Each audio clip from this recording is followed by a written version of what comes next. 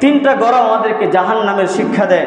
এক নাম্বার হলো গ্রীষ্মকালের গরম, দুই নম্বর হলো জ্বরের গরম এবং তিন নম্বর হলো আগুনের গরম। এই তিনটা গরমই মূলত জাহান্নাম থেকে এসে থাকে।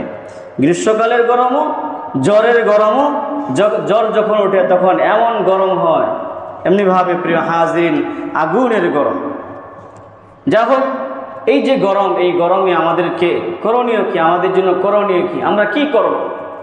খালি হাই হতাশ করবো, হাই বৃষ্টি আসলো না কেন, গরমটা একটু ঠান্ডা হয় না কেন, এই হলো না কেন, সেই হলো না কেন। আমাদের জন্য মুমিন হিসাবে কোনো করণীয় আছে কিনা? এক নাম্বার করণীয় হলো, প্রথমে বুঝতে হবে এই সমস্যাগুলো কেন আসে। মূলত পৃথিবীতে যত ধরনের সমস্যা আছে এই সবগুলো আসে মানুষের বদ আমলের কারণে।